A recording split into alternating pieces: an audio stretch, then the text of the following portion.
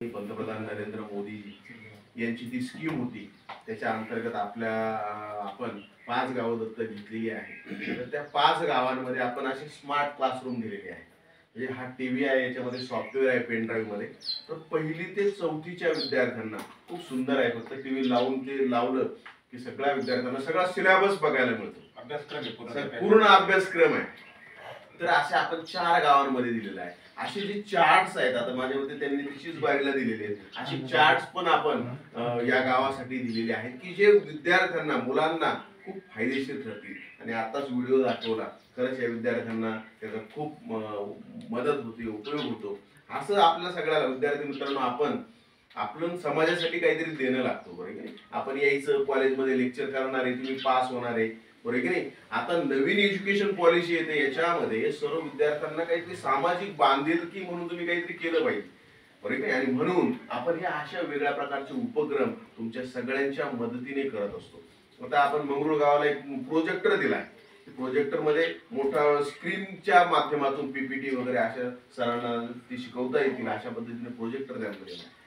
जोपूळ गावाला दिले, निमगव्हाण, नांदुरटेक, राजदेरवाडीला पूर्ण दवाखानाच एक साहित्य दिलेलं आहे. दवाखान्याचं पूर्ण साहित्य म्हणजे टेबल पासून डॉक्टरचा जो टेबल आहे, सगळ्या प्रकारचं साहित्य आपण दिलेलं आहे, जेणेकरून त्या गावाला त्याचा फायदा होईल.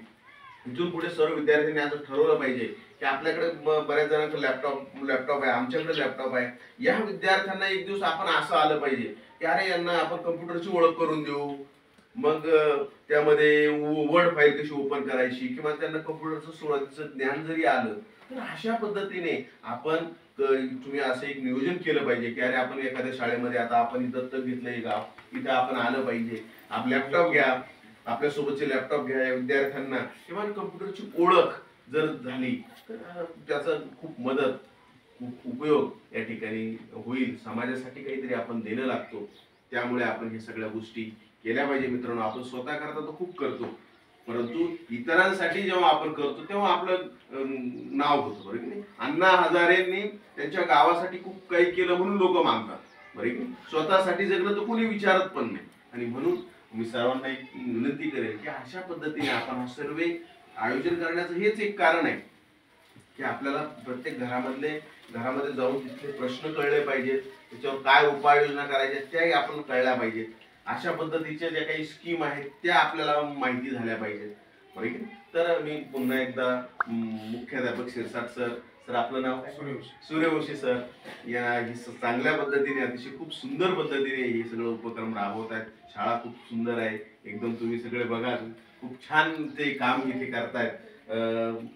दीपक भाऊ आहे, राजू भाऊ आहे, हे सगळ्यांच्या मदतीने खूप सुंदर काम हे करतायत. तर आपल्या पद्धतीने आपण जर थोडं जरी योगदान देण्याचा प्रयत्न केला की काळाला विद्यार्थ्यांशी हितगुज केलं तरी खूप मदत आपली या माध्यमातून होणार आहे. मी पुन्हा एकदा या मुख्याध्यापक आणि त्यांचे सहकारी यांना शुभेच्छा देतो आणि या ठिकाणी थांबतो. धन्यवाद.